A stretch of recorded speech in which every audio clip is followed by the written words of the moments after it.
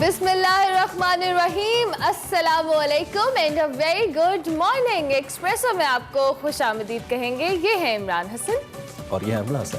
इस उम्मीद और दुआ के साथ कि आप बिल्कुल ठीक ठाक हैं और आज का शो भी ट्यून किए हुए हैं। आप ट्यून करने के साथ हमारे साथ अपने दिन का आगाज़ कर चुके हैं और अच्छे से कर चुके हैं। आज के दिन के सभी चैलेंजेस के लिए, सभी मुश्किल कामों के लिए अगर आपकी ज़िंदगी में कोई है तो हमारी तरफ से बेस्ट विशेस। और अगर बिल्कुल आसानियाँ हैं, आराम करना है तो भी अच्छी बात है। टेलीविजन सेट के सामने बैठिए और इन्जॉय कीजिए, पाकिस्तान की पॉलिटिक्स इन्जॉय कीजिए, क्रिकेट इन्जॉय कीजिए, बहुत कुछ इन्जॉय कीजिए। बहुत अपडेट्स आ रही है। आपने क्रिकेट की बात की है, सियासत की बात की है, अभी हर चीज़ में कुछ लेटेस्ट अपडेट्स हैं, वो आज के शो में डिस्कस करेंगे। लेकिन उसके साथ मैं थोड़ा एक अच्छा अमल ही कहूँगा फिल वक्त, क्योंकि सिंध के अंदर स्कूल्स के हवाले से बड़ा मसला चल रहा था कि स्कूल्स बंद हैं। फिर कल हमने देखा कुछ बच्चे और टीचर्स रोड के ऊपर भी आए, एहतजाज भी उन्होंने किया कि जो स्कूल्स खोले जाएं। और फिर सिंध हुकूमत ने उनकी जो डिमांड्स थी उनको माना, लेकिन ये भी साथ कहा कि 100% वैक्सीनेटेड जो टीचर्स हैं, जो बच्चे हैं और इवन वालिदैन हैं, उनको भी वैक्सीनेशन उनकी भी लाजमी है कि वो करवाएं और उसके बाद स्कूल्स खोला जाए। लेकिन मुझे कल बच्चों की स्कूल से मोहब्बत देख के बड़ी खुशी हुई। अब मुझे नहीं पता कि ये मोहब्बत प्राइवेट स्कूल्स फेडरेशन की जानिब से बच्चों को बाहर लाया गया कि स्कूल्स खुलवाए, लेकिन या वाकई थी, बट अच्छा था। एक्चुअली बहुत अरसे बाद बच्चे स्कूल जा रहे हैं। कुछ बच्चे तो ऐसे अभी भी उदासी हैं, मतलब मुझे अंदाजा है। लेकिन मैं अब इन बच्चों से डिसएसोसिएशन का ऐलान करता हूँ जिनको पढ़ने का इतना शौक है। हम तो शुक्र करते थे कि स्कूल से छुट्टी मिलती है, स्कूल नहीं जाना, और रंग रंग के बहाने निकाल के लाते थे। That was on a lighter note. कोई हमारी बात को सीरियसली नहीं ले, इमरान की बात को सीरियसली लेना, लेकिन स्कूल खुल गए जनाब and we wish best of luck. लेकिन ये बच्चों की आदत होती है, कुछ अरसे बाद उनको स्कूल याद आना शुरू हो जाता है। मुझे तो बिल्कुल नहीं आता। अच्छा जनाब, मैंने बिल्कुल नहीं कुछ कहा। हेडलाइंस बताते हैं आपको। K2 बेस कैंप तक साइकिल पर पहुंचने वाली साइकिलिस्ट समर खान होंगी एक्सप्रेसो की मेहमान। 1 से 8 लाख तक की सरमायाकारी के इंतहाई मुनफरिद आइडियाज, जानिए सेगमेंट साइंस एंड टेक में। सेगमेंट मेरा पाकिस्तान में हिना न्याजी दिखाएंगी गुलदस्ते की मानंद सजा हुआ घर।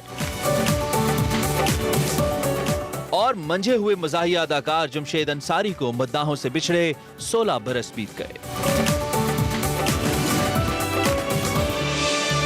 जी, सियासत की बात भी होगी, सेगमेंट्स भी होंगे, अफगानिस्तान की सिचुएशन पे भी बात होगी, लेकिन आगाज में बताएंगे आपको बड़ी खबर।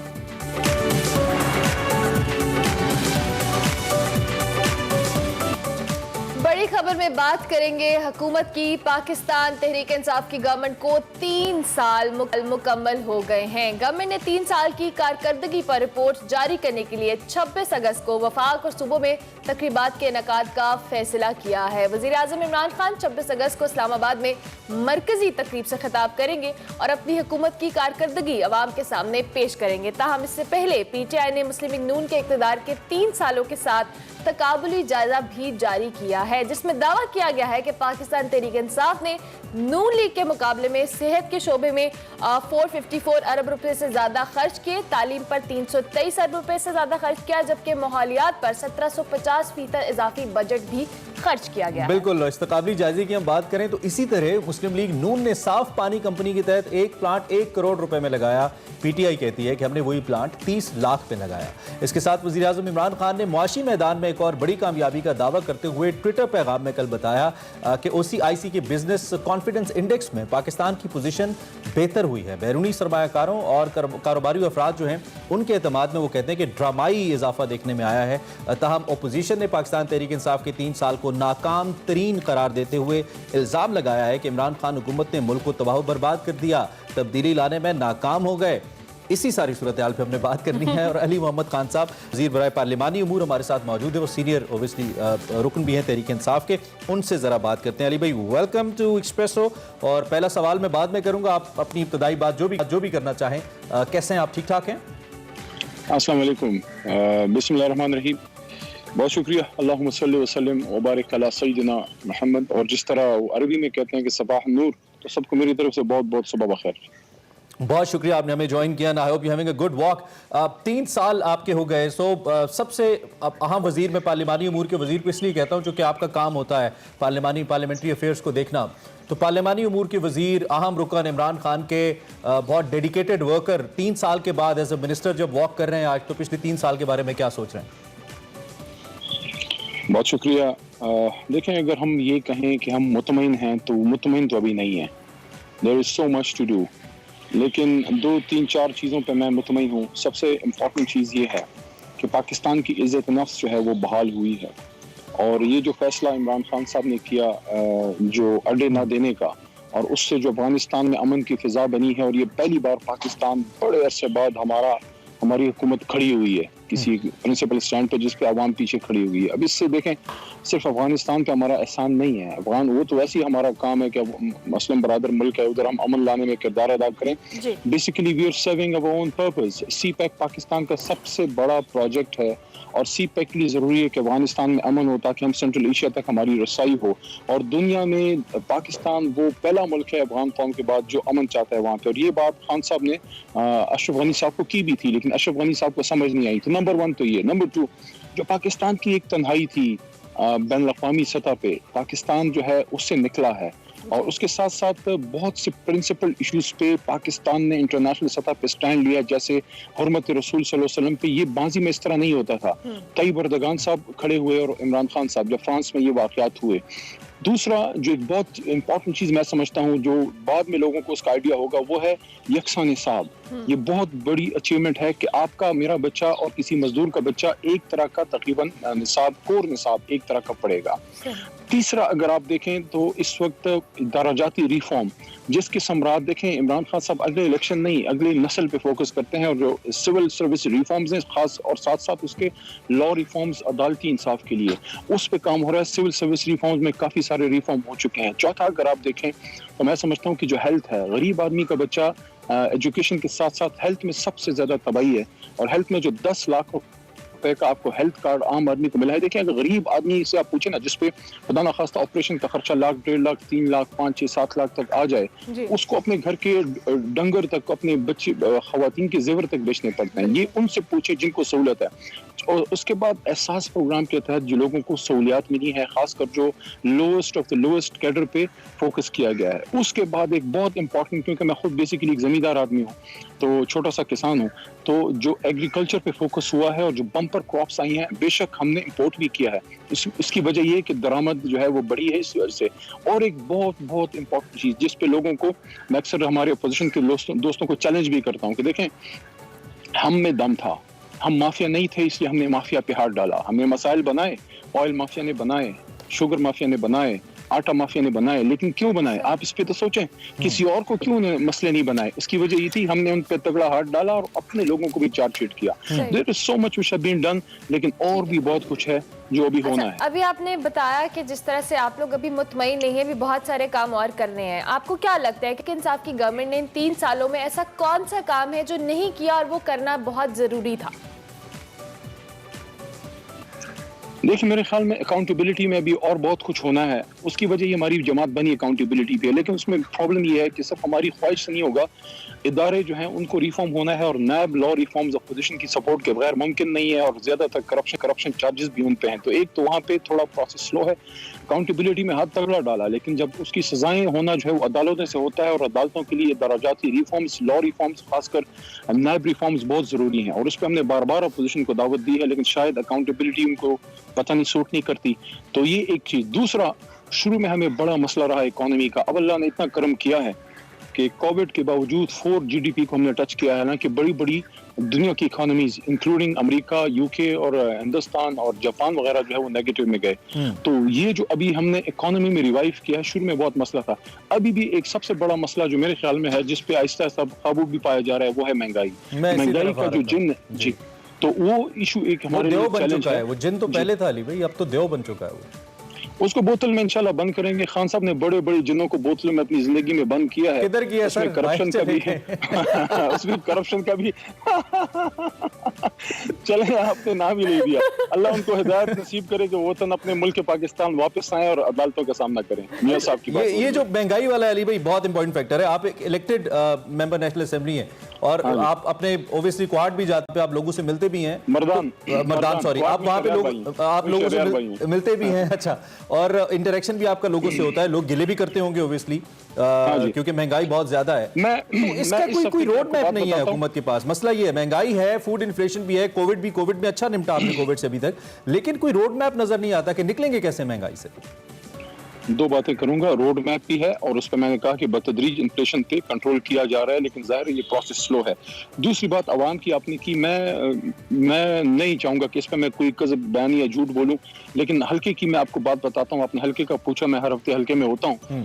हमारा एक इलाका है यूनियन काउंसिल कासम में, वहाँ पे हमारी एक ज्वाइनिंग थी और वहाँ एक आलमी दीन ने खड़े होकर ये बात की कि देखें महंगाई का इशू है, लेकिन मुल्क की तकदीर बदलने के लिए जो बड़े फैसले हुए हैं वो दुरुस्त हुए हैं। उन्होंने यहाँ तक कहा कि हम 2 की बजाय 1 वक्त रोटी खा लेंगे, उन्होंने कहा। लेकिन हम इस बात पे मुतमईन है कि मुल्क की बागदौड़ एक ईमानदार और एक गैरती आदमी के हाथ में। ये अवाम की राय, कुछ लोगों की राय मुख्तलिफ भी हो सकती है, लेकिन मैं समझता हूँ कि ये एक चैलेंज है जिस पर इंशाल्लाह काबू पाया जाएगा। हम पूरी उम्मीद है कि जिस तरह पूरे पाकिस्तान ने इमरान खान साहब के एतमाद का इजहार किया है हुकूमतें दे के, इंशाल्लाह अगली बारी सिंध में भी हमारी हुकूमत बनेगी। और ये बार बार हर प्रोग्राम में मैं कहता हूँ। ठीक हो गया, thank you very much Ali Mohammad Khan साहब के अर्ली इन द मॉर्निंग हमें ज्वाइन किया और तहरीक इंसाफ की 3 साल कारकर्दगी पे कमेंट और हमने कोई तनकीद नहीं की। हमने बिल्कुल नहीं किया, हमने बहुत अच्छा कि वो बताएं। और ऑब्वियसली इसमें तनकीद इसलिए नहीं बनती क्योंकि आवाम को पता है, जितना भी आप टेलीविजन पे एक नैरेटिव बनाएंगे, आवाम को पता है कोई बिजली का बिल कितना दे रहा है, उसको टैक्स कितना लग रहा है, महंगाई कितनी है। और ये बड़ी अच्छी बात है कि वो एडमिट कर रहे हैं कि महंगाई है, लेकिन इस पे अभी कंट्रोल करने की बहुत ज्यादा अशद जरूरत है। इस पे मजीद भी बात करेंगे। अभी मैं एक ब्रेक लेनी है, ब्रेक के बाद हाजिर होंगे। आप देखते रहिए एक्सप्रेसो।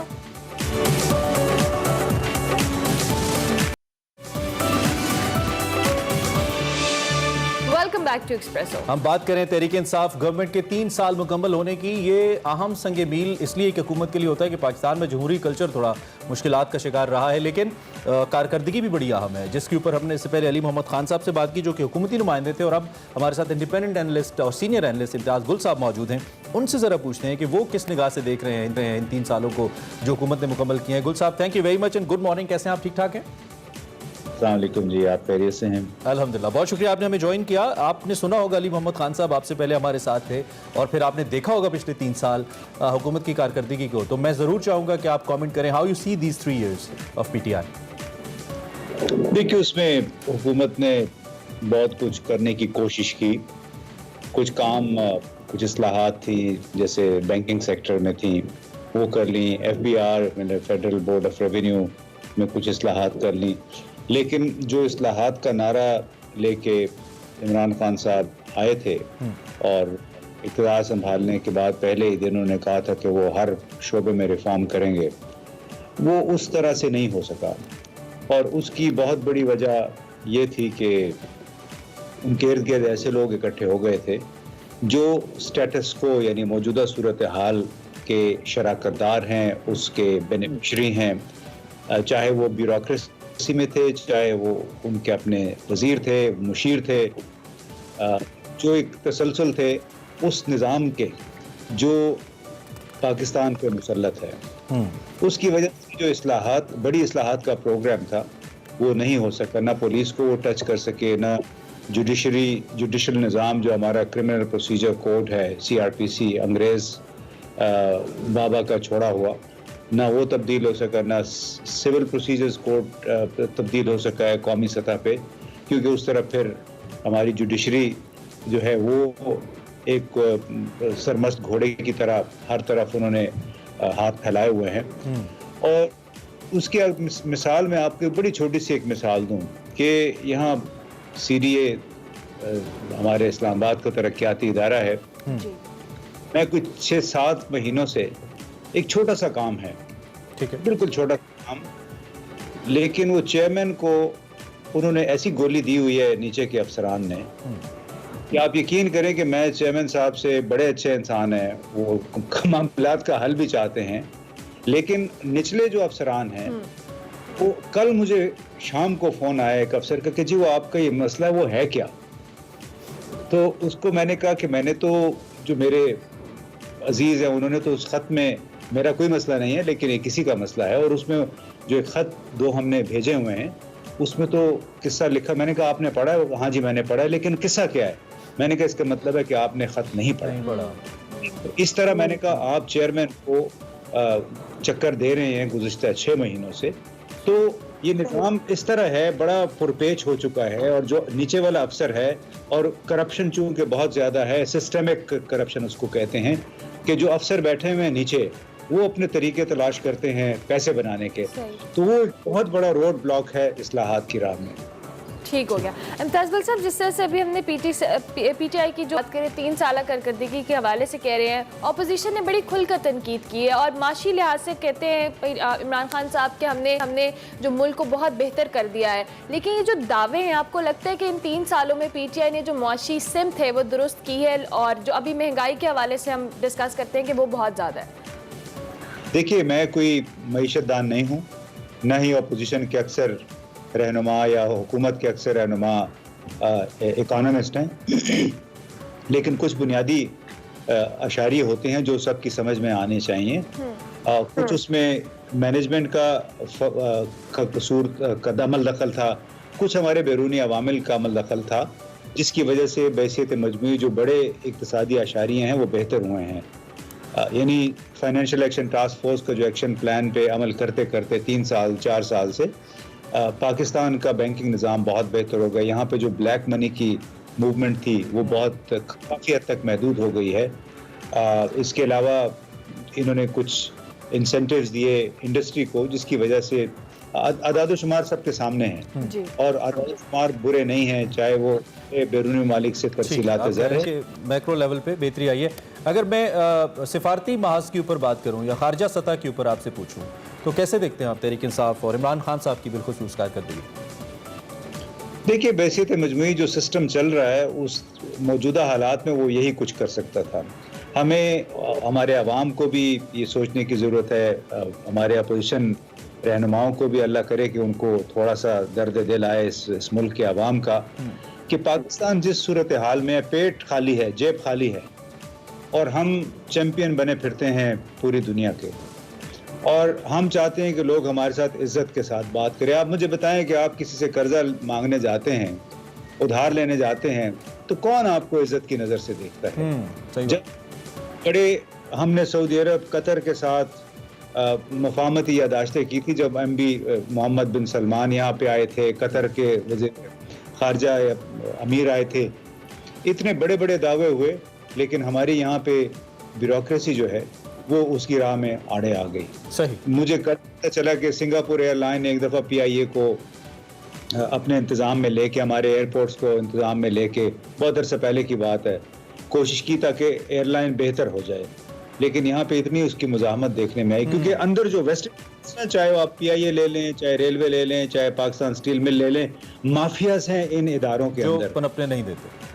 जी, तो चाहे वो ये हुकूमत है चाहे पिछली हुकूमत है, तो बैसियत मजमूई बड़े जोर लगा के कुछ इक्तिसादी अशारिये बेहतर हुए। आम आदमी के लिए भी जो मुश्किलात हैं महंगाई की वजह से, वो उसकी बैनुल-अक़वामी वजह भी है और उसकी अपनी इनकी नालायकी भी है। राइट। इम्तियाज बिल साहब, बहुत शुक्रिया, thank you very much for precious time, आप हमारे मौजूद थे। हम बात करें हुकूमत की 3 साल कारकर्दगी के हवाले से, मुख्तलिफ लोगों की अपनी राय है, हुकूमत भी कह रही है, गुल साहब ने कहा कि माइक्रो लेवल पे बेहतरी हुई है, लेकिन एक चीज़ यहाँ पे जो एक आम शहरी का सेंस ऑफ सिक्योरिटी है या ये जो कंफर्टेबिलिटी है वो बुरी तरह मुतासिर हुई है। इसके ऊपर डेफिनेटली गवर्नमेंट अगर अगले 2 सालों में कुछ काम कर पाए, और ओबियसली महंगाई भी उसका हिस्सा है, लोगों के अंदर, लोगों को सर्वाइव करने के लिए मुश्किल हो रहा है, लोगों के लिए तो बड़ा मुश्किल हो जाएगा, इसके ऊपर काम करना बहुत ज़रूरी है अगर हुकूमत कर पाए। अगले 2 ब्रेक लेंगे, ब्रेक के बाद हाजिर होंगे, आप देखते रहिए Express. Welcome back to Express. Afghanistan की सूरत हाल पर बात करते हैं, मुसलसल डेवलप हो रही है, ताज़ा तरीन डेवलपमेंट्स क्या है, इस वक्त सूरत हाल कशीदा है। मुख्तसर आपको बताएं तो अफगानिस्तान ऐसा लगता है कि फिर खाना जंगी की जानिब बढ़ रहा है। तालिबान क़यादत नई हुकूमत की तश्कील की सरगर्म है, मेल मुलाकातों का सिलसिला जारी है, लेकिन इस वक्त 2 अहम चैलेंजेस तालिबान को दरपेश हैं। एक तो पंजशीर में जो कब्ज़ा है वो एक मज़ामत वहाँ पर हो रही है, एक जंग जारी है, जो मुखालिफिन है उन्होंने 300 तालिबान के मारे जाने का दावा किया है, जबकि दूसरी जानिब से ये क्लेम आ रहा है कि ऐसा कुछ नहीं और हमने दुश्मनों से इलाका क्लियर करवा लिया है। दूसरी जानिब इस वक्त जो बड़ा मसला है वो अमेरिकन इनखला का है, जो अमेरिका ने अफगानिस्तान से निकलना है, और अमेरिकी सदर जो बाइडन इसमें तोसी की कोशिशें इस वक्त करते नजर आते हैं। बिल्कुल, जिसमें तालिबान ने सख्त रद्द-ए-अमल का इजहार किया और तालिबान ने 2 टोक अल्फाज में पैगाम दिया कि गैर मुल्की अफवाज को मुकर्रर तारीख तक जाना हुआ, अगर ऐसा ना हुआ तो उसके नताइज संगीन हो सकते हैं। और साथ साथ ये भी वाज़ेह किया कि जब तक अफगानिस्तान से गैर मुल्की अफवाज का इनखला नहीं होता, हम उस वक्त तक अपनी जो हुकूमत है और काबीना का ऐलान नहीं करेंगे। बिल्कुल, ताहिर खान साहब साहब हमारे साथ सीनियर साफी और जर्नलिस्ट इस वक्त इनफैक्ट अफगानिस्तान में ही मौजूद, उनसे हम बात करते हैं और ताज़ा तरीन ऑन ग्राउंड सिचुएशन भी उनसे जानते हैं और उनका एनालिसिस भी जानते हैं कि वो कैसे देख रहे थे। साहब थैंक यू वेरी मच। एक तो आपका ऑब्वियसली बड़ा बिजी स्केड्यूल है और वहाँ से थोड़ा सा मुश्किल भी है कनेक्ट होना, लेकिन थैंक यू वेरी मच आपने हमें ज्वाइन किया। मैं सबसे पहले तो आप चूँकि वहाँ पे हैं, आप तालिबान को भी जानते हैं, उनकी हुकूमत साजी की कोशिशों को भी जानते हैं और आप अमेरिका की तारीख को भी जानते हैं। आप फिल वक्त अफगानिस्तान की सूरत हाल कहाँ जाती देखते हैं? बहुत शुक्रिया आपका मुझसे बात करने की। एक तो तालिबान की जो हुकूमत साजी है उसके हवाले से कल भी जो मालूमात हमें मिली है कि काबुल में कल भी रहबरी शूरा जो तालिबान की है, जो फैसला कुन एक फोरम है, उनके कल भी इजलास हुए हैं और उसके बाद जो नायब अमीर है तालिबान के और फौजी कमीशन के सरबराह मुल्ला याकूब का बयान भी आया है। तो उन्होंने तो ये खुद ये कहा है कि हुकूमत साजी के हवाले से मशवरे जारी हैं। अच्छा। लेकिन कोई हतमी फैसला नहीं हुआ।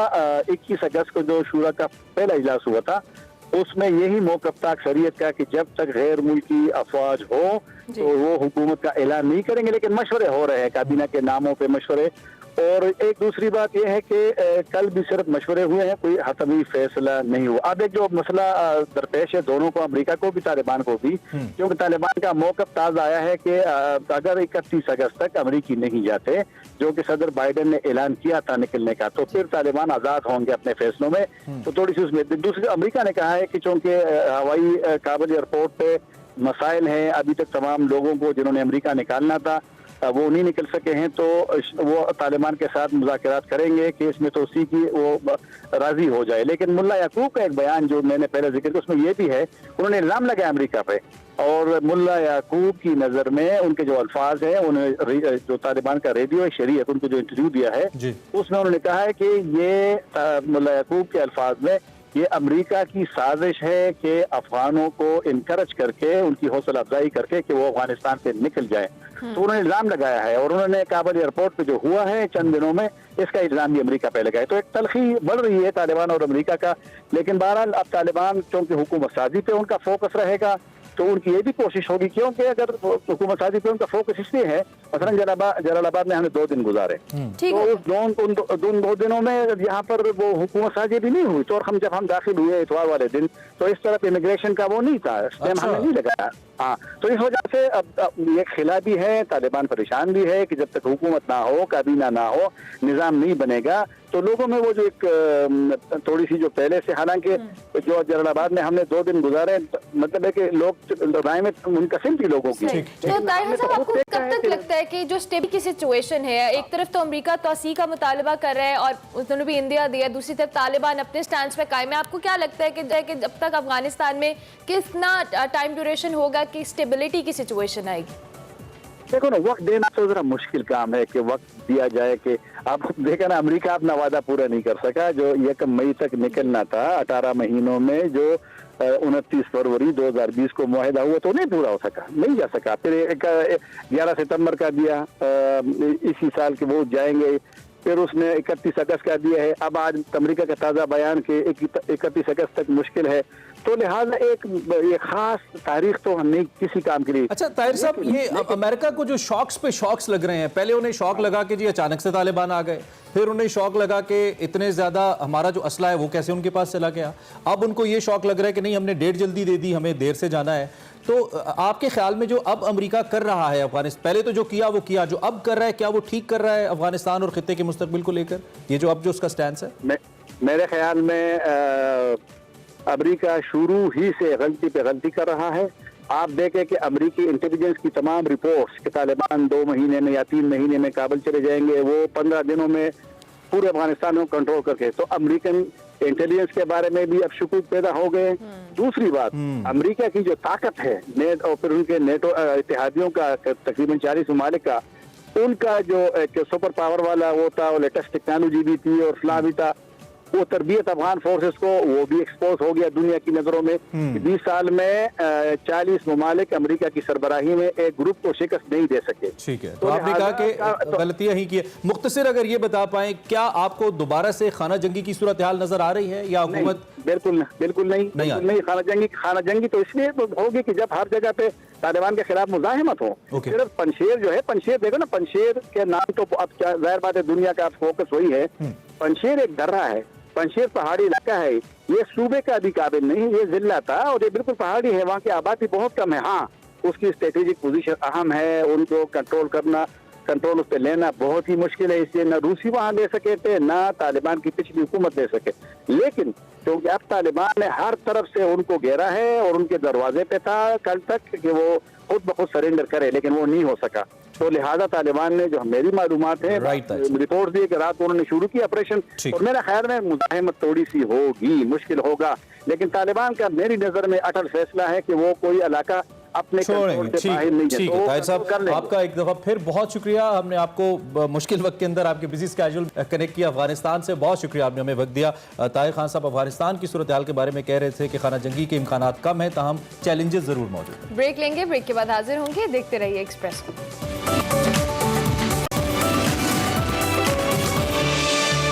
Welcome back to Expresso. अब बारी हमारे सेगमेंट साइंस एंड टेक की।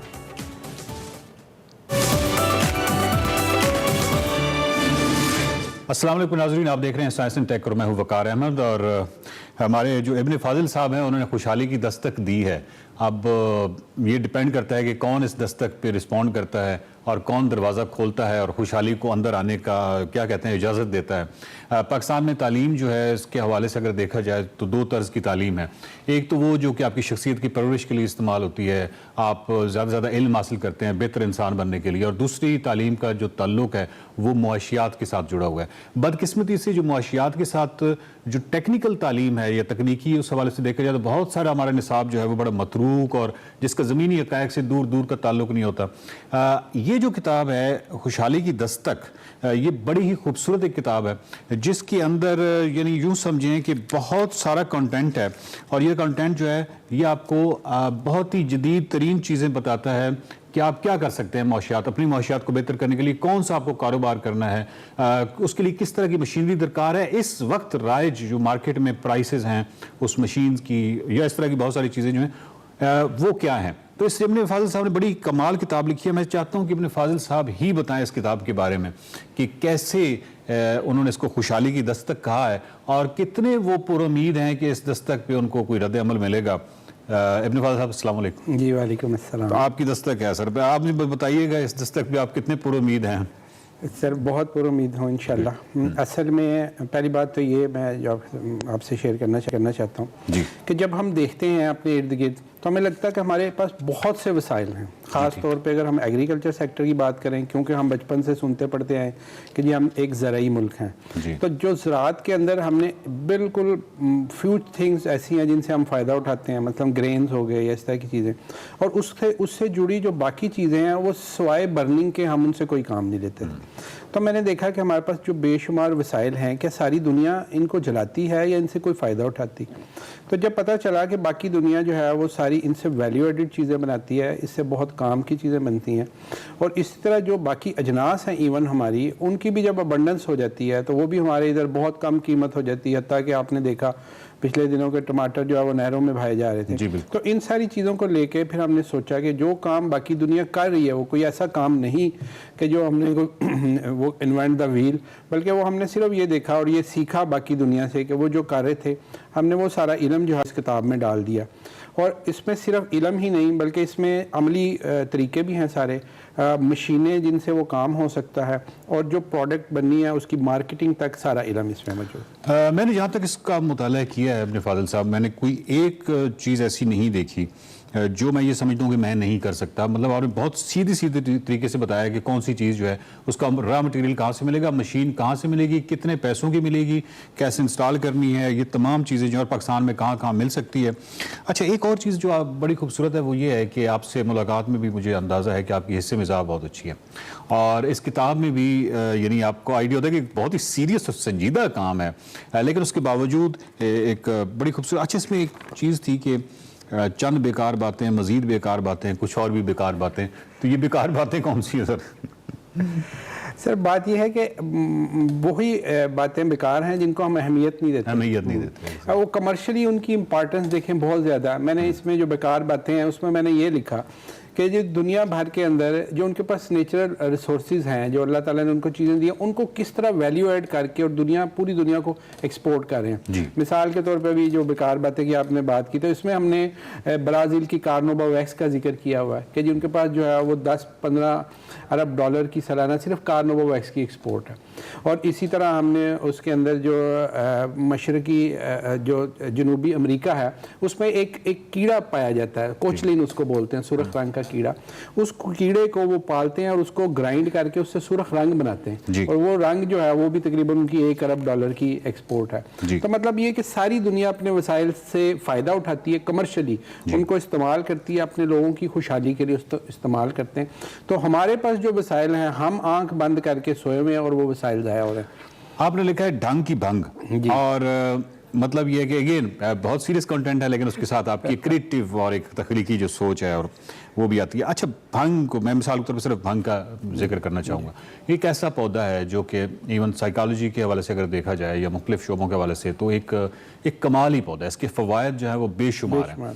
और पाकिस्तान में जब हम ऊपर वाले एरियाज़ में जाते हैं तो ये इतनी एबंडेंस में पाया जाता है, इतने ज़्यादा पौधा पाया जाता है। तो मतलब ये एक्चुअली आपका यही है कि जो चीज़ें बिल्कुल वसाइल हमारे लिए यानी वो बिल्कुल मुफ्त हैं, लेकिन उससे हम कोई फ़ायदा नहीं उठा रहे। बिल्कुल ऐसे मैं बताया कि टारगेट ये है, एक तो जो वसाइल बिल्कुल अबंडेंस है उनसे, और उनके लिए जो हमें टेक्नोलॉजी चाहिए वो थोड़ी मतलब बहुत कम्प्लेक्स चीज़ें नहीं है। और तीसरी बात ये कि उसके लिए कोई बहुत ज़्यादा आपको वसाइल भी नहीं चाहिए, यानी कि चंद लाख रुपए में होने वाले काम है। इनमें ज़्यादातर काम ऐसे हैं जो आप 5 लाख से कम में आप शुरू कर सकते हैं, बल्कि इवन 2 लाख रुपए में भी शुरू कर सकते हैं। तो उन पर ही मैंने और जो इसमें सबसे अहम बात है कि जितने भी इसमें हमने बिजनेस डिस्कस किए हैं मैन्युफैक्चरिंग के हवाले से, वो ऑलरेडी पहले से पाकिस्तान में उनका कोई वजूद नहीं, वो सारे नए काम हैं। इब्न फाजिल साहब की ये जो किताब है खुशहाली की दस्तक, ये खुशहाली की वाकई दस्तक है। इस किताब को ख़रीदें और इस किताब के अंदर जितने भी मज़ामीन हैं उसमें से किसी एक मजमून का इंतखाब करके खूबसूरती से उस पर बस सिर्फ अमल करें और उससे पैसे कमाएं। इब्न फाजिल साहब ने ये जो किताब लिखी है ये उन्होंने मद्देनज़र रखा है मिडिल क्लास और लोअर मिडिल क्लास को। इस पर कोई बहुत बड़ी इन्वेस्टमेंट नहीं है। मोस्टली जितनी मैंने मज़ामीन पढ़े हैं वो 2 से 3 लाख से लेके 6, 7, 8 लाख या उससे कम की इन्वेस्टमेंट है, जिससे आप बहुत अच्छे पैसे कमा सकते हैं। तो वो लोग जो सिर्फ इब्न फाजिल साहब को सोशल मीडिया पे फॉलो कर रहे थे और उनके मज़ामीन को पढ़ के पैसे कमा रहे थे, उनकी तो ऑफकोर्स तादाद थोड़ी थी या रसाई थोड़ी थी। अब ये किताबी शक्ल में वो तमाम मज़ामीन जो हैं वो इकट्ठे हो गए हैं और ऑफकोर्स उसमें बहुत सारा इजाफा भी हुआ है। तो ये लाजमी ये किताब खरीदिए, ये पढ़िए, ये खुशहाली की दस्तक है और इस मुल्क में खुशहाली अगर दस्तक दे तो उसको लाजमी उसका एक रद्द अमल दें और दरवाज़ा खोले खुशहाली के लिए। बहुत शुक्रिया, देखते रहिए साइंस एंड टेक।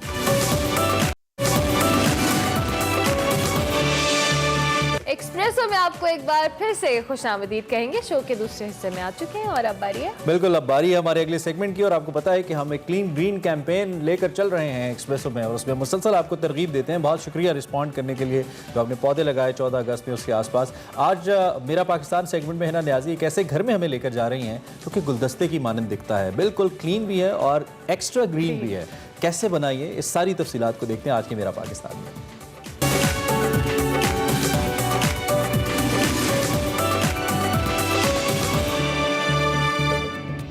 अस्सलाम वालेकुम नाजरीन, मेरा पाकिस्तान बहुत खूबसूरत है और इसे क्लीन और ग्रीन बनाना हमारा अवलीन फरीज़ा है। आज इस सेगमेंट में मैं आपकी मुलाकात करवाने जा रही हूँ एक ऐसी शख्सियत से जिन्होंने अपने घर को बहुत खूबसूरत सजाया हुआ है और अपने घर में ज़बरदस्त फूल लगाए हुए हैं, रंग बिरंगे फूल लगाए हुए हैं और क्लीन ग्रीन पाकिस्तान में अपने हिस्से की शमा जलाई हुई है। आइए चल के उनसे बात करते हैं, उनसे मिलते हैं और जानते हैं कि उनके घर में कितनी किस्मों के फूल हैं।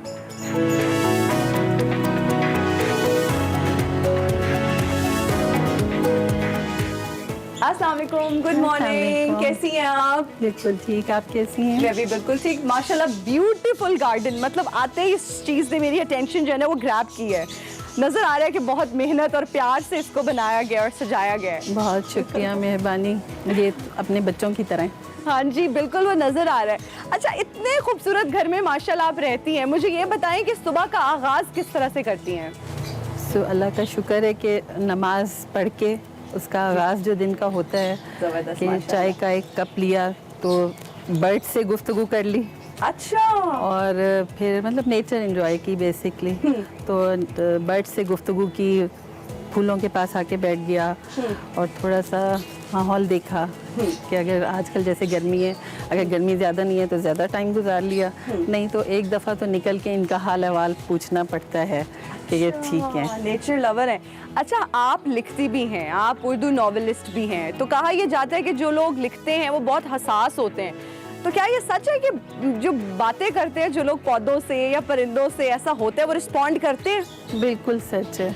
और आप मतलब सेंसिटिव होते हैं, ये भी सेंसिटिव होते हैं। अगर आप कुछ दिन इनको इग्नोर करते हैं तो आप देखें कि मतलब ये लगेगा आपको कि ये बेचारे बहुत डिस्टर्ब हैं और मुरझाए हुए हैं और ये चाहते हैं इनको तवज्जो मिले।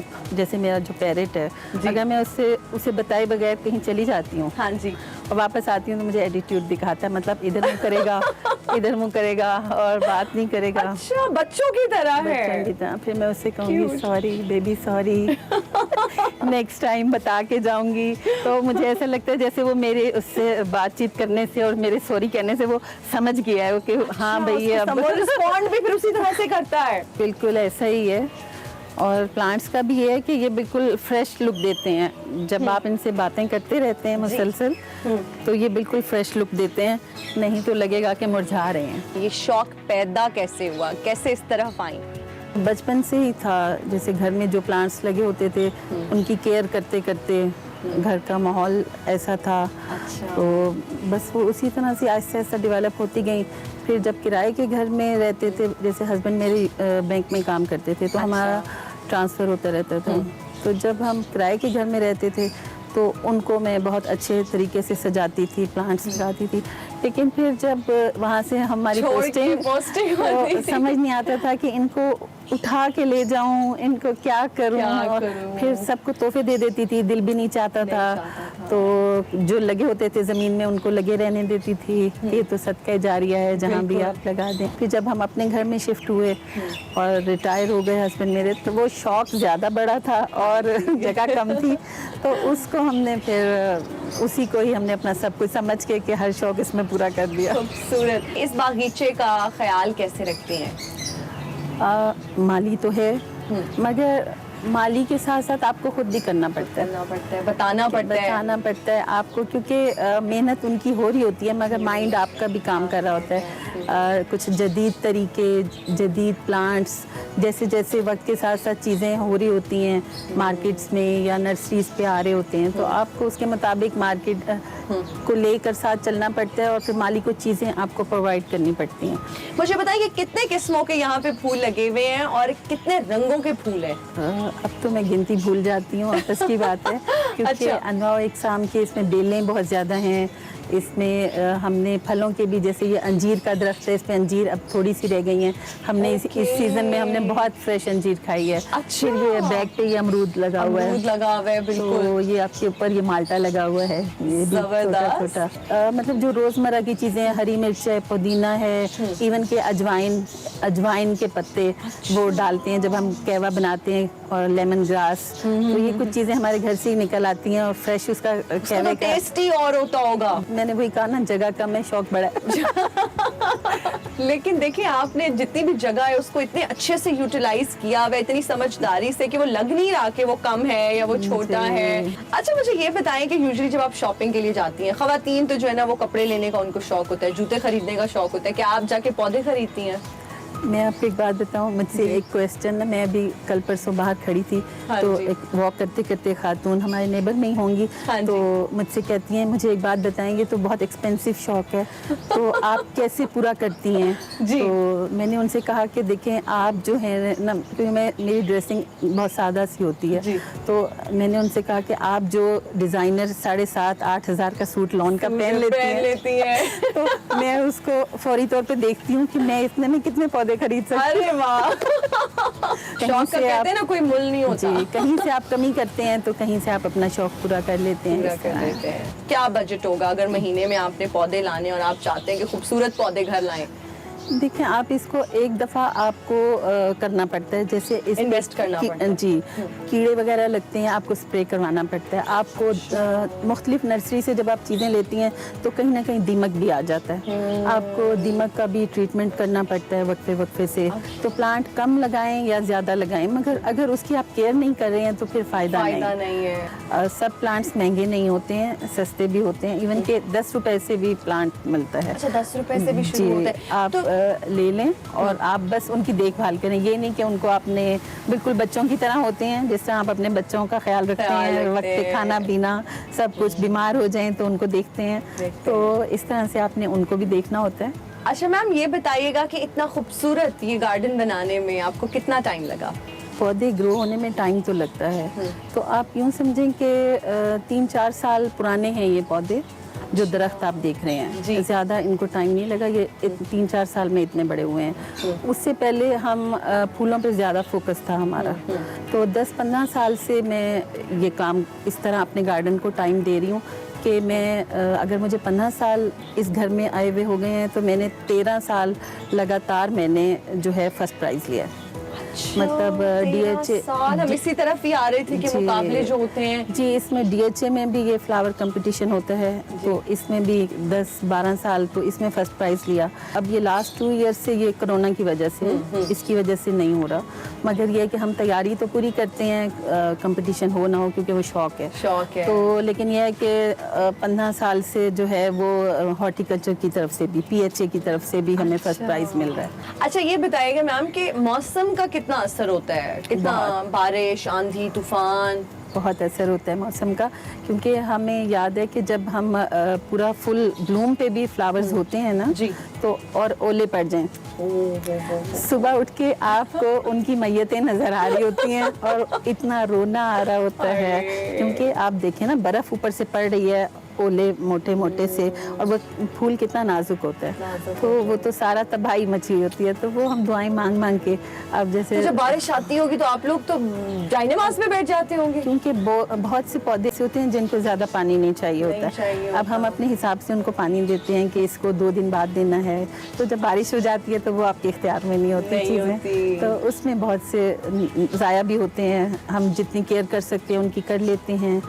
फिर जैसे पाकिस्तान में जो ख़ासतौर पे पंजाब की गर्मी है, इसमें पत्ते तक झुलस जाते हैं, उन पे ग्रीन कपड़ा डालें, कुछ ना कुछ उनका फिर आप ख्याल रखना पड़ता है। लेकिन माशाल्लाह आपका बागीचा जो है वो इतना हरा भरा कैसे है? इतनी गर्मी है, अभी भी हब्स है, मानसून का मौसम है, लेकिन बागीचा बड़ा सरसब्ज़ो शादाब है, क्या राज है? जी, बस वो केयर की वजह से ही है। मैं ये नहीं कहूँगी सिर्फ मुझे क्रेडिट जाता है, माली को भी उतना ही खुली जाता है, बिल्कुल, वो भी देखभाल करते हैं। सामने मैम मुझे बहुत खूबसूरत कुछ गमले नजर आ रहे हैं, उनमें भी पौधे हैं, वो किसने पेंट किए हैं वो भी दिखा दे हमें अगर चल के। जी बिल्कुल।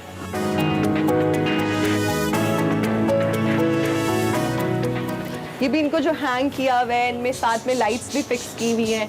ये सारी फिर जाके शॉपिंग कहाँ से करती हैं? क्या ये नर्सरी से चीज़ें मिल जाती हैं? जी, ये नर्सरी से ही मिल जाती हैं ज़्यादातर चीज़ें, मगर फिर आपको एक आपके माइंड में चीज़ होती है ना, फिर आपको जहाँ से जो चीज़ मिल जाती है अच्छी लगे आप ले लेती हैं। बिल्कुल ऐसा ही, ठीक हो गया। ये सामने वाले पौधों की मैं बात कर रही थी, लेकिन ये यहाँ पर भी इतने खूबसूरत छोटे छोटे गमले हैं, इनके बारे में भी बताएं। ये कैक्टस की किस्म है। अच्छा, इनको कम पानी चाहिए होता है, अभी हम जिसकी बात कर रहे थे, डेजर्ट में भी ये हो सकते हैं ना, सहरा में भी यही है इनको। और ये जो सामने हमें गमले नजर आ रहे हैं और इतने खूबसूरत ये पेंट हुए हुए हैं, किसने पेंट किया? जी, ये मेरी बहू ने, मेरी छोटी बहू ने, बतूल ने पेंट किए हैं। अच्छा। और ये हम नर्सरी से लेकर आई थी, तो उसके बाद उसने कहा कि इसको हम जो है वो करते हैं, अगर पेंट करें तो ज्यादा अच्छे लगेंगे। बहू भी उतनी ही सुगड़ है, क्योंकि उनका भी जो है ना वो एस्थेटिक्स यहाँ पे नजर आ रहे हैं, कलर कॉम्बिनेशन है। मेरा ख्याल है कि एक आपको जब कोई अच्छा शौक हो जाता है ना, पूरा घर बिल्कुल ऐसे ही है। तो मैम आप एस्टैब्लिश जो है ना वो आप उर्दू की नॉवेलिस्ट भी हैं, आप लिखती भी हैं। जी, मेरी 8 किताबें आई हैं, एक पोइट्री की और 7 किताबें मेरी जो हैं वो शॉर्ट स्टोरी की हैं। अच्छा, ज़बरदस्त। तो मैं रियलिटी बेस्ड चीज़ें लिखती हूँ, हम में से हर बंदा अपने अंदर एक कहानी लेके फिर रहा है, आपकी, मेरी, इनकी। तो हमारे घर में मासियाँ आती हैं, उनकी कहानियाँ होती हैं, सड़क पे लोग हैं। और मैं ओल्ड पीपल होम जाती रही, वहाँ लोगों से मिलती रही, उनकी कहानियाँ मैंने लिखी। तो मतलब वो सच्ची कहानियाँ होती हैं तो आपके दिल के बहुत करीब, आप जो पढ़ लेते हैं। तो मैंने सोचा कि ऐसे मसाइल जिनको हम डिस्कस करते हुए भी घबराते हैं, हाँ जी, तो उन पे कलम उठाया जाए। राइटर्स होते हैं ना, जो लोग लिखते हैं वो बहुत सेंसिटिव होते हैं, शायद इसीलिए आपको पौधों का भी शौक है। फिर यहाँ पे मुझे कुछ परिंदे भी नजर आ रहे हैं। जी बिल्कुल, इनका भी ख्याल रखती हैं आप, कैसे मैनेज करती हैं? बिल्कुल, ये जब बोल रहे होते हैं तो बस सुभान अल्लाह कहने को दिल चाहता है। मैम, आप इतना ज़बरदस्त काम कर रही हैं, इतनी खूबसूरत आप जिन्होंने बागीचा बनाया हुआ है, बागबानी का आप शौक रखती हैं, तो इसको लोगों तक किस तरह से मुंतकिल कर रही हैं? जिन लोगों को, जिन ख़वातीन को बागीचे का शौक है, बागबानी का शौक है। अब इस मामले में मैंने एक तो ये सोचा कि बच्चों को, हमारा क्योंकि मुस्तकबिल फ्यूचर हमारा बच्चे हैं, तो अगर हम छोटी उम्र से इनको अवेयरनेस देंगे, इसके लिए गार्डनिंग क्लासेस मैं चाह रही हूँ।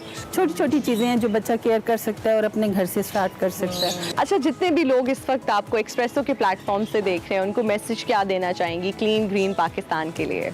मैं सोचती हूँ और मैंने इस पर काफ़ी काम भी किया है। जाएँ, किसी के घर विजिट करने जाते हैं, दोस्तों के घर जाते हैं, कहीं भी फैमिली में जाते हैं, तो आप गमला ले लें अच्छा सा, उसको रैप कर लें, उसके अंदर मिट्टी डाल के एक प्लांट लगा दें। आप वो देखने में भी अच्छा लगेगा और सबसे ज़्यादा ये कि उनके घर में वो लॉन्ग टाइम और वो आपकी याद दिलाता रहेगा और लॉन्ग टाइम उनके घर में रहेगा। और इस तरह से आप सोचें कि जब हर बंदा मिठाइयों से हट के पौधे गिफ्ट करना शुरू कर देगा तो कैसा रहेगा? तो फिर तो क्लीन ग्रीन पाकिस्तान बनेगा इंशाल्लाह। जबरदस्त, आपसे बात करके मैम बहुत अच्छा लगा, आपके वक्त का बहुत शुक्रिया। Welcome back to Expresso. और अब बात करते हैं साइकिलिस्ट समर खान की, जो कि दुनिया की दूसरी बुलंद तरीन चोटी K2 के बेस कैंप पर साइकिल के साथ पहुंचने वाली पहली खातून है, ये उनका कहना है। और K2 के बेस कैंप पर पहुंचने के लिए एक तवील और मुश्किल फासला तय किया, ऐसा भी कहना है समर खान का। और K2 बेस कैंप पर पहुंचने के लिए बर्फबारी पर साइकिलिंग भी की है। ये वो बहुत सारे दावे हैं जो समर खान ने किए हैं, लेकिन इन दावों के बाद बहुत सारे मामलात पे सवालात भी ही उठे हैं कि क्या ये वाकई हुआ है। हुकूमत पाकिस्तान की जानिब से समर खान को बेहद सराहा गया है। ये रास्ता कितना मुश्किल था और क्यों कंट्रोवर्सीज के अंदर हैं वो, इसके हवाले से इस सारी सूरत हाल पे जरा समर से बात करते हैं कि किस हद तक वाकई उन्होंने ये अचीव किया है और लोग क्यों सवाल करें। Summer, can you hear me now? अस्सलाम वालेकुम। जी अस्सलाम वालेकुम। वालेकुम अस्सलाम। Thank you. सबसे पहले समर, मैं पूछना चाहूँगा आपके इस एक्सपीडिशन के हवाले से, क्योंकि यूजुअली जब भी कोई एक्सपीडिशन आप करते हैं तो इतना कंट्रोवर्शियल नहीं होता जितना ये हुआ है। क्या वजह है, क्यों इतना कंट्रोवर्शियल हुआ? लोग इस पे सवाल करने लगे और फिर जब सवाल आपसे पूछे गए तो आपने उन सवालों का जवाब नहीं दिया। आपने जिन लोगों ने आप पे सवाल उठाए उन पे आपने तनकीद की और बहुत ज्यादा तनकीद की। वो एक्चुअली क्रिटिसिज्म नहीं था जिसमें मैंने तनकीद की थी, और जो सोशल मीडिया पे चल रहा है वो it's like a half picture and half side of story. ऐसे हुआ था कि पिछले 3 साल से एक बंदा जमील नगरी है, उसके कुछ फ्रेंड्स मेरे like their against me because of their personal grudges and jealousy, और वो नहीं चाहते कि मैं एडवेंचर स्पोर्ट्स करूं या टूरिज्म को प्रमोट करूं या साइकिलिंग करूं, और स्पेशली पहाड़ों पे। तो मेरे लास्ट एक्सपेडिशन पे भी इन्होंने यही किया था, और इस एक्सपेडिशन पे इन्होंने अपने ग्रुप को और बड़ा करके मुझे life threats, rape threats, disrespecting public comments, abuse, और इवन मेरे पर्सनल स्पेस को ब्रीच किया जा रहा था। और जो मेरी audio it was just a response of all that abuse, बदतमीजी, और जो थ्रेट्स वो मुझे दे रहे थे मैं उनका जवाब दे रही थी। और ये एक पर्सनल व्हाट्सएप वॉइस चैट चल रही थी जिसमें उन्होंने अपना तो कुछ भी शेयर नहीं किया, लेकिन मेरी ऑडियो उठा के वो जो रिस्पांस मैं उस बंदे को दे रही थी जो 8-10 दिनों से मुझे और उनके फ्रेंड्स तंग कर रहे थे, उन्होंने अपलोड कर दिया ये रंग देके कि मैं जीबी के अगेंस्ट बोल रही हूं। बहुत ही आपका पर्सनल मैटर है। कैसे प्रूव कर सकता है एक माउंटेन बाइकिंग करने वाला शख्स कि उसने ये एक्सपीडिशन किया है? मैंने जितने लोगों से बात की है समर, जितने लोगों को सुना है, जितने लोगों से पूछा है, जो लोग K2 बेस कैंप तक गए हैं, जो नहीं गए हैं, वो कहते हैं साइकिल पे क्या, बाइसिकल पे, इवन पैदल जाना भी बहुत मुश्किल है। तो आप ये दावा कर ही नहीं सकते कि आप साइकिल पे गए हैं। इसका क्या जवाब देंगे आप? नहीं, मैंने तो निकलने से पहले भी ओपनली लिखा है। मुझे ये समझ में नहीं आ रही कि लोग मेरी पोस्ट पढ़े बगैर या मेरे अल्फाज पढ़े बगैर अपनी जजमेंट्स क्यों दे रहे हैं। वो पहले मेरे अल्फाज और मेरे दावे पढ़े कि मैं खुद अपने बारे में क्या कह रही हूँ। मीडिया जो कह रहा है या सोशल मीडिया पे क्या आ रहा है उसके लिए आई एम नॉट रिस्पॉन्सिबल। अब मेरी पोस्ट पढ़े, इस पे क्लियरली लिखा है कि मैं K2 base camp cycle attempt करने जा रही हूँ और मुझे नहीं पता कि मैं साइकिल को कितना उठाऊंगी और साइकिल मुझे कितना उठाएगी।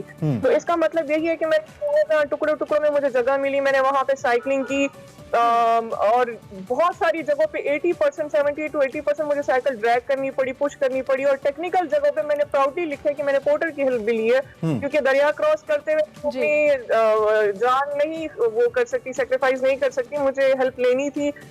खाइयों पर से गुजरते हुए मुझे हेल्प लेनी थी। बहुत ऐसी मुश्किल जगह थी जहाँ पे आपको बगैर पोर्टर की हेल्प के आप पैदल नहीं जा सकते हैं। तो मेरे साथ तो साइकिल भी, सारी चीजें मैंने ओपनली शेयर की है विद प्रूफ्स एंड वीडियोस। एक फिल्म भी आ रही है क्योंकि मैं कैमरा टीम लेके गई थी, लेकिन उसकी रिलीज होने में टाइम लगता है और अगर अभी आवाम सब्र करे तो जरूर सारे प्रूफ देख लेंगी। ठीक हो गया। अच्छा समर, जिस तरह से आपने कहा कि ऑब्वियसली K2 बेस कैंप तक जाना बहुत ज़्यादा चैलेंजिंग है और साइकिल पे जाना बहुत चैलेंजिंग है, तो आपको आइडिया क्यों आया कि आपने K2 बेस कैंप पे साइकिलिंग करके जाना? ऑब्वियसली ये आपका 40 भी है, बट स्टिल, और उसके साथ साथ जो चैलेंजेस मजीद आप उनको एलेबोरेट कर सके कि किस तरह के चैलेंज, वेदर कंडीशंस कैसी थी ओवरऑल और आपको किस तरह के चैलेंजेस फेस करने पड़े? क्योंकि it's a very historical track और सारे एक्सपेडिशंस अस्कोली से ही शुरू होते हैं K2 के लिए या ब्रॉड पीक या किसी भी समिट के लिए। तो मैं चाह रही थी कि मैं इस हिस्टोरिकल ट्रैक पे साइकिल अटेम्प्ट करूं जहां जहां पॉसिबल है। और दूसरा ये कि इसमें through my cycling I would love to promote mountain bike as an eco ride और क्लाइमेट चेंज के बारे में मैं बात कर सकूं कि कैसे हम साइकिलिंग के जरिए उसको टैकल कर सकते हैं। और एक फिल्म बनाना चाह रही थी, that was the objective of my expedition. बहुत ज्यादा एक्सट्रीम, हर स्टेज बहुत मुश्किल है, अब हर स्टेज वाइज आपकी एनर्जी ड्रॉप होती है। ऐसे मुश्किल ट्रैक से आपको गुजरना पड़ता है कि कभी लगता है कि इससे आगे तो हम जा ही नहीं सकते। और माउंटेनियर से हमसे हमारी बात होती है, अली सतपारा के वाक़े के बाद माउंटेनियरिंग का बहुत ट्रेंड हुआ और हमें भी इत्तेफाक हुआ और हम वो शो हैं जो मुसलसल एक फ्लैगशिप शो हैं टूरिज्म को लेकर हम लेके चल रहे हैं और हमारी GB और इन जगहों पे हमारी व्यूअरशिप भी बहुत अच्छी है, लोग हमें फीडबैक देते हैं। इसका क्राइटेरिया क्या होता है? मैं अगेन ये पूछूंगा जिससे आप प्रूव कर सकते हैं कि आपकी एक्सपीडिशन बिल्कुल सही थी। क्या कोई बैनुल अक़वामी क्राइटेरिया है इसका, कोई ऐसे नुकात हैं जिसकी बेस पे आप प्रूव कर सकते हैं और क्या वो आपने पूरे किए?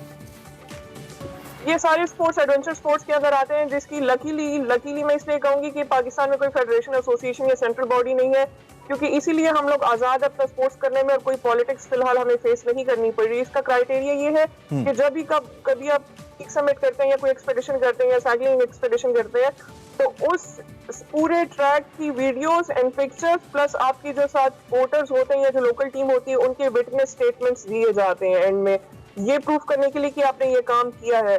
और क्योंकि मुझे रास्ते में भी कोई 8-10 ग्रुप्स मिले हैं, K2 is a commercial track, हर कोई आता जाता है, तो उन सब ने मुझे देखा है साइकिल ड्रैग करते हुए, खुद ले जाते हुए, और उनके पब्लिक कमेंट्स और supporting comments is also there on social media, जिसमें फॉरेनर्स भी शामिल हैं। मेरी लोकल टीम की विटनेस स्टेटमेंट्स वीडियोस में साथ साथ अपलोड कर रही हूँ और एक फिल्म भी इंशाल्लाह जल्दी अपलोड करूंगी। ठीक हो गया। समर, आगे फर्दर क्या प्लान है? आप K2 बेस कैंप तक तो चली गई साइकिलिंग करके, अब फर्दर कहाँ जाना है? और साइकिलिंग के हवाले से जैसे आप कह रही हैं कि क्लाइमेट चेंज के हवाले से अवेयरनेस देना चाह रही हैं, क्या प्लान है फ्यूचर के? मुझे खुद पहले अपनी स्किल्स थोड़ी और अपग्रेड करनी है, शायद मैं ट्रेनिंग के लिए इंटरनेशनल कंट्रीज में जाऊँ या एक्सपेडिशंस के लिए भी। I want to target a 7,000 peak next time, but in some other country obviously, and for more exposure, or I want to try snowboarding on that क्योंकि it's also one of my sports. ठीक है, तो इसमें आप कह रही हैं कि आप इंटरनेशनली कहीं कम्पीट करना चाहती हैं, ये भी इंडिविजुअल एक कोई एक्सपेडिशन, कोई एफर्ट ऐसा आप करेंगी? नहीं, there is no such competition so far अभी, तो it's just a peak summit and an expedition. ठीक है।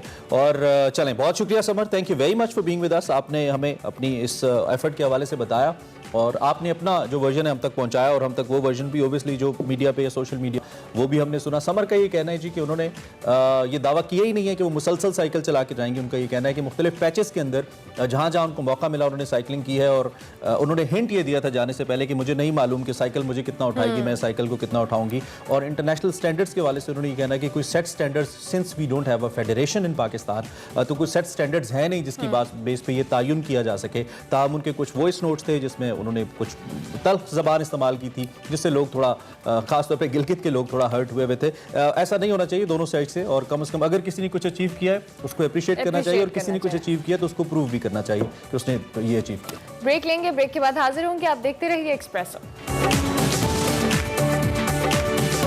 अच्छा करें।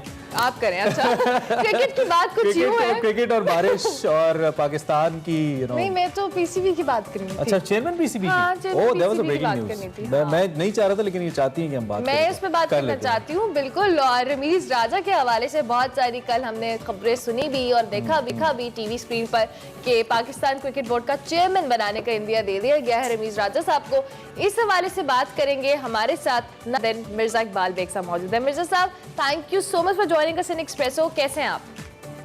मैं बिल्कुल ठीक हूँ। सुबह बखैर अरमला, आपको भी और इमरान को। Thank you very much Mirza साहब, ये जो हमने कल खबरें सुनी और 2 दिन पहले हम डिस्कस भी कर रहे थे, आपने भी हमें कुछ नाम बताए, लेकिन ये नाम निकला, कहाँ तक जाएगी ये बात? क्या ये वाकई ऑथेंटिक खबर है कि ये हो गया है?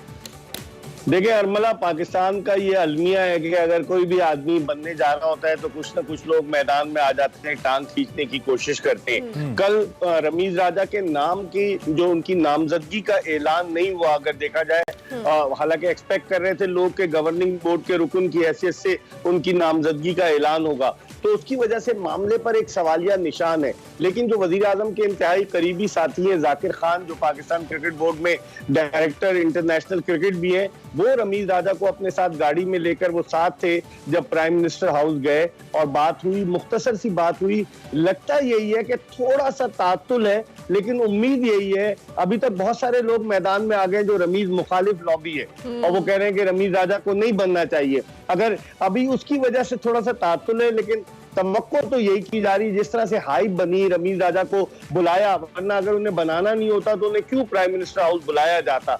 तो बहुत सारे सवाल। लेकिन अगर पॉलिटिकली हम मिर्जा साहब देखें तो उन्होंने सरदार तनवीर को भी बुलाया था, बैरिस्टर सुल्तान को भी बुलाया था, लेकिन वजीर आजम उनको बनाया जिनको बुलाया नहीं था। ये बिल्कुल रीसेंट पास्ट की बात है, लेकिन मे बी क्रिकेटिंग सेंस उनकी डिफरेंट हो। लेकिन अगर मैं आपसे ये पूछूं कि इफ इट्स रमीज राजा, अगर वो बन जाते हैं, आपके ख्याल में कैसा है ये फैसला? देखिए रमीज राजा पढ़े लिखे हैं, उन्होंने पंजाब यूनिवर्सिटी से MBA किया है। इनके वालिद राजा सलीम अख्तर बड़े मशहूर ब्यूरोक्रेट थे, पंजाब के चीफ सेक्रेटरी रहे। राजा सलीम अख्तर मरहूम फर्स्ट क्लास क्रिकेटर भी थे। फिर इनके बड़े भाई वसीम राजा, वो पाकिस्तान के बड़े शोरे आफाक ऑलराउंडर रहे। तो रमीज राजा का क्रिकेटिंग बैकग्राउंड भी है, तालीमी बैकग्राउंड भी है। और इससे पहले 1999 में जब मुजीबुर रहमान पाकिस्तान क्रिकेट बोर्ड के चेयरमैन थे, तो उस वक्त रमीज राजा पाकिस्तान क्रिकेट बोर्ड के चीफ ऑपरेटिंग ऑफिसर रह चुके थे और सिर्फ 2 साल हुए थे उन्हें इंटरनेशनल क्रिकेट छोड़े, इतना तजुर्बा नहीं था। बाद में शहरयार खान साहब जब आए तो अब्बास जैदी को ले आए और रमीज राजा साहब चले गए। लेकिन मैं समझता हूं कि अब चूंकि वो काफी मैच्योर्ड हैं, 59 बरस उनकी उम्र हो गई है, तो मुझे लगता यही है कि शायद कुरए फाल रमीज राजा के नाम निकले, क्योंकि वो क्रिकेटर भी है और फिर उसके अलावा तालीम याफ्ता भी है, बिजनेस एडमिनिस्ट्रेशन का उन्हें तजुर्बा भी है। तो अब देखते हैं क्या सूरत हाल बनती है। अच्छा, एक कल रमीज राजा के हवाले से तो चले मीटिंग हो गई और फैसले आ जाएगा। आपने बड़ी जबरदस्त उनकी जो क्रिकेटिंग और पर्सनल हिस्ट्री है वो भी कुछ हमारे साथ शेयर कर ली। मानी साहब की भी कल मुलाकात हुई। वजीर आजम ने एहसान मानी साहब से आपके ख्याल में या आपके सोर्सेज के मुताबिक मेरे साहब सवाल किया कि उन्होंने 3 साल क्या किया हमारी क्रिकेट के साथ, या इतनी उम्मीदों के साथ वो साबिक ICC के हेड को जब पाकिस्तान क्रिकेट बोर्ड के ऊपर लेकर आए थे, उनकी कुछ उम्मीदें होंगी ना वजीर आजम की, तो कोई एहतसाबी अमल क्रिकेट में डोंट यू थिंक होना चाहिए था? कम से कम पूछना जरूर चाहिए था कि मानी साहब मैं क्यों हटा रहा हूँ, आपको एक्सटेंड नहीं कर रहा। मेरे ख्याल में मानी साहब को थपकी दी गई। जिस तरह आप सरदार तनवीर इलियास की बात कर रहे थे और बैरिस्टर सुल्तान महमूद की बात कर रहे थे, मुलाकातें सबसे हुई, तो मानी साहब से जो मुलाकात हुई है उसमें मुझे लगता है कि खान साहब ने, जो मेरे जराए बताते हैं, उनकी काम की तारीफ की, बजाय इसके कि उनको कहते कि आपने 3 साल में क्या किया, उसके काम की तारीफ की। मेरे सब कौन सा काम था? जो उन्होंने नहीं किया वो काम ये था अरमला के गैर मुल्की टीमों की पाकिस्तान आमद का सिलसिला जो शुरू हुआ कि श्रीलंका आई, फिर उसके बाद बांग्लादेश आई, फिर साउथ अफ्रीका आई, अब न्यूजीलैंड और इंग्लैंड आने वाले, तो शायद ये काम है। बाकी अगर आप क्रिकेट के नुक्ते निगाह से देखें तो कोई ऐसा काम नहीं हुआ। डोमेस्टिक क्रिकेट का बेड़ा गर्क होकर रह गया है, डोमेस्टिक क्रिकेट तबाही की तरफ गामजन है, कोई नया टैलेंट सामने नहीं आ रहा और बहुत कियोस सा मचा हुआ है। लेकिन सिर्फ एक काम है कि गैर मुल्की टीमें आ रही है। रैंकिंग पाकिस्तान की आप देखें, टीम का जो हाल हुआ मिर्जा साहब, उसका जवाब कौन देगा? गैर मुल्की तो आगे खेलने के काबिल आपकी टीम रही नहीं, अब क्या करना है? उसका जवाब भी मानी साहब और वसीम खान देंगे। लेकिन मुझे पता चला है अरमला कि वसीम खान और मानी साहब के दरमियान इख्तियारात के उसूल की सर्द जंग भी जारी थी। वसीम खान कहते थे कि सारे इख्तियारात एहसान मानी साहब ने लिए हुए, शायद एक ये फैक्टर भी हो सकता है। और फिर मानी साहब माशाल्लाह इस साल 23 मार्च को 77 बरस के हो चुके हैं, तो शायद उनकी उम्र भी उनके आड़े, अल्लाह उनकी उम्र दराज करे। अल्लाह करे सर। और मिर्जा साहब, मैं अगर मुख्तसरन आपसे पूछूं कि इस वक्त ये जो इतनी बड़ी तब्दीली आ रही है क्रिकेट बोर्ड के ऊपर, ओब्वियसली ऊपर अगर चेंज होती है, क़यादत चेंज होती है, तो पूरे डिपार्टमेंट पे और पूरी गेम पे असर पड़ता है। ये कैसा असर होगा आने वाले वक्त के अंदर, खासतौर पे मुस्तकबिल करीब में जब वर्ल्ड कप भी हमारे सर पे? बिल्कुल असर तो देखें पड़ेगा डेफिनेटली। नीचे वाले जो है वो जो शाह से ज्यादा शाह के वफादार थे, उनको भी घर जाना होगा। अगर वो घर नहीं जाएंगे तो कुछ अरसे के बाद वो चले जाएंगे। और रमीज राजा के जो है ना 2-3 सरफराज नवाज की मैंने बात की, मोहम्मद हफीज के साथ उनकी कंट्रोवर्सी रही है, आपने देखा होगा इमरान। इसके अलावा मोहम्मद यूसुफ के साथ टीवी के टॉक शो में उनकी कंट्रोवर्सी रही। तो बहुत सारे फैक्टर्स हैं, लेकिन मैं समझता हूँ कि रमीज राजा अगर आ गए तो शायद बेहतरी हो, मुझे तो तवक्को है। हफीज के हवाले से तो कल वैसे मीम भी चल रही थी, किसी ने लिखा होता तेरा क्या होगा कल यार। और आई वंडर कि कमेंट्री कौन करेगा अगर रमीज आएगा। बहुत है। चलो खैर मिर्जा साहब, थैंक यू आपके एनालिसिस के लिए भी और न्यूज़ के लिए भी। और अगर कुछ भी आप तक मजीद पहुंचे तो जरूर आपसे हम इंशाल्लाह इस हवाले से बात करते रहेंगे। मिर्जा इकबाल बेग साहब, सीनियर क्रिकेटिंग एनालिस्ट, हमारे साथ मौजूद। ब्रेक लेंगे, ब्रेक के बाद हाजिर होंगे। देखते रहिए एक्सप्रेसो। Welcome back. प्रोग्राम के आखिरी हिस्से में आपको खुशामदीद कहते हैं और ज़रूरी होता है उस शख्सियत का नाम लेना जिनका आज के दिन के हवाले से कोई लिंक बनता हो। पाकिस्तान के नामवर मज़ाहिया अदाकार जमशेद अंसारी साहब के हवाले से आपको बताएं तो आज उनकी 16वीं बरसी मनाई जा रही है। उनकी मज़ाहिया अदाकारी आज भी लोगों के चेहरों पर मुस्कुराहट बिखेरती है और आज भी उनके मद्दाह उनको याद करते हैं। The great actor Jamshed Ansari, उनको हम ट्रिब्यूट पेश कर रहे थे आज उनकी बरसी के हवाले से। खैर आगे बढ़ते हैं और क्योंकि प्रोग्राम का आखिरी हिस्सा, यूक्रेन का जो नेशनल डे है वो 24 अगस्त को मनाया जाता है, लेकिन इस हवाले से इस्लामाबाद में एक तकरीब हुई, इसका अहवाल हम आपको एक रिपोर्ट की सूरत में दिखाते हैं। Доброго ранку, дорогі колеги, шановні друзі. Сьогодні ми відзначаємо День державного прапора України. Це одне із найбільших державних свят України, тому що державний прапор символізує незламність української держави і свободолюбивість українського народу. Я хотів би у цей знаменний день привітати весь колектив і продовжувала існувати. किसी के कहने में न आना, मैं ही तो हूँ तेरा दीवाना, सारे जहां को है बताना, ओ बेबी ओ बेबी। आज है जी लेजेंड गुलूकार सजाद अली की बर्थडे, 55th बर्थडे है और आज हमने सोचा कि थोड़ा सा गुनगुना के, हमारे पास चूंकि टाइम कम था, हम इस लेजेंड गुलूकार को जो दुनिया भर में सराहे जाते हैं उनको हम हैप्पी बर्थडे विश करेंगे। अब very happy birthday to Sajjad Ali and अल्लाह करे उसी तरह से अच्छा म्यूजिक बनाते रहे और गाते रहे। और happy birthday, many many happy return Sajad Ali. इसके साथ ही अल्लाह हाफिज।